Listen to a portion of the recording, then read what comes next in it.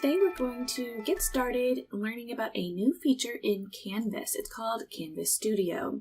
It's going to do 3 functions. One is going to be much like YouTube, where it is managing, organizing, and storing your audio and video content. Another way it's going to be used is going to be much like we use Loom and Screencastify and some of those different programs to capture your screen and also to record video. So you're going to have that function as well. The third function that it's going to provide for you is going to be much like Edpuzzle, where you can create a quiz content embedded within the video, and also an analytic piece that allows you to look at how users are interacting with your content. And obviously, since you can put it as a quiz, you can also put that in SpeedGrader and grade it as well and get some data back on kids and how they are doing in your class and in your content. So let's jump right into it. The feature is called Studio again, and it's going to be in your global navigation bar. So that's also, if you go into one of your courses, it's going to be in your course navigation. Yours may be in a different location, but you can see that Studio also lives right there.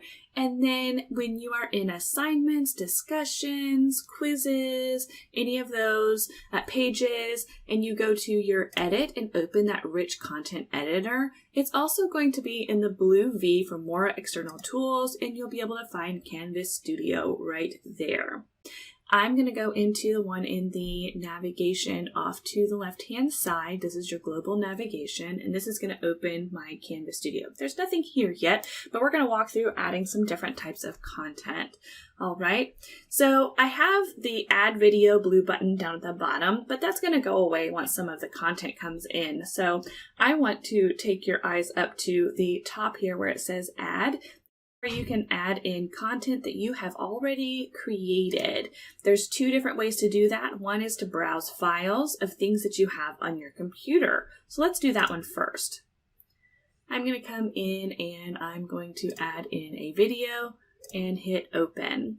It's going to pull my video in. It'll have, when I click on the title, I'm going to see my video. I'm going to see sharing options, where I can create a public link, or I can share with individual people and tell what they can do with that media.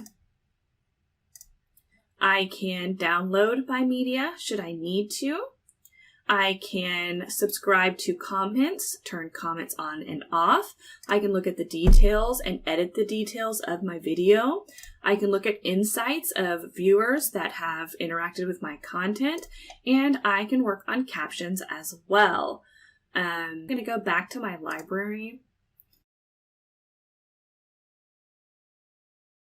The other options are going to be in your 3 dots, and you can create your quiz, share your media, move, replace the thumbnail, which is going to be the picture that you see when you open up the media, and also delete your media.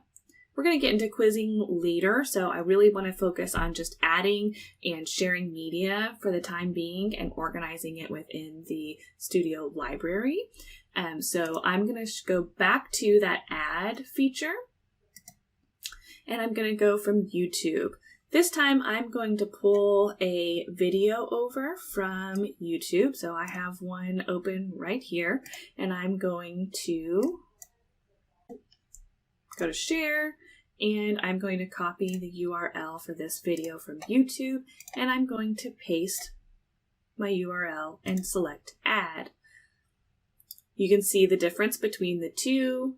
One obviously is being hosted in YouTube. It has the YouTube icon in here, but I do have still some of those same options to look at details, edit the details, comments, insights, and captions all within just my data on that video that I needed to pull in from another source.